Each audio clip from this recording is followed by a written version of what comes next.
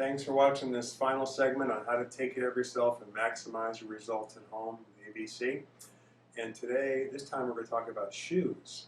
Now, this is definitely falls into the category of sounding preposterous and outlandish.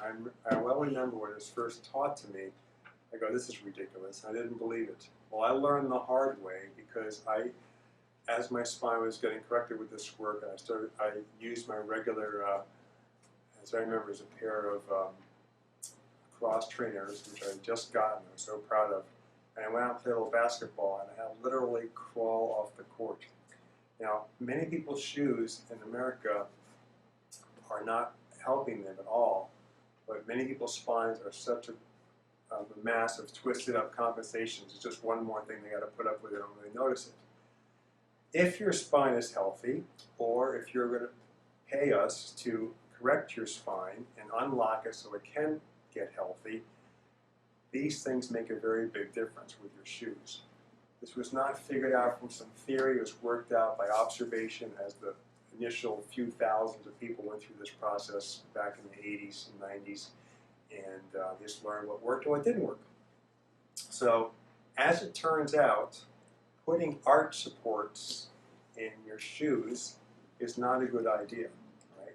And if you think about it, in the thousands of years of human history, it's a pretty novel idea. They didn't start doing it until probably the 1960s, right? It got to the peak of somewhat absurdity back in the 80s, and basketball shoes were so over-designed, and people were like blowing their knees and ankles out all the time.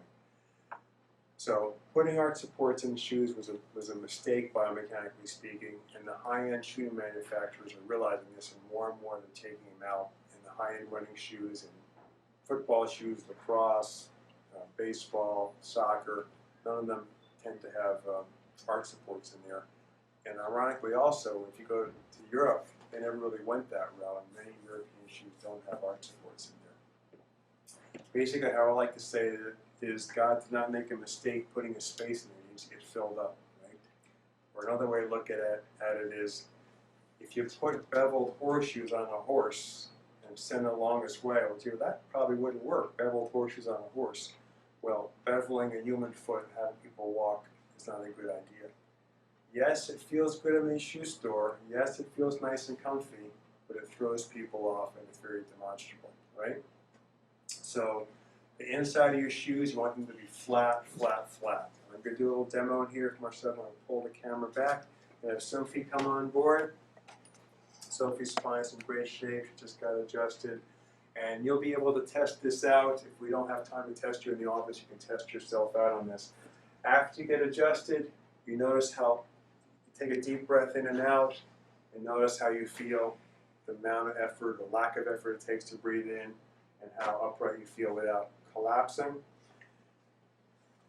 Sophie no longer has a pair of inappropriate shoes, so we're going to use a set of these orthotics, which I used to actually sell here.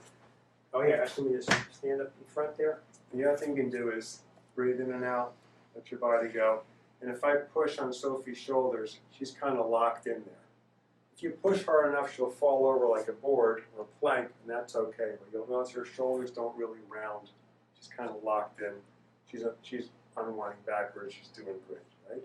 So if we plop these down, or try on your pair of your favorite inappropriate shoes, and you do that now, breathe in and out your nose.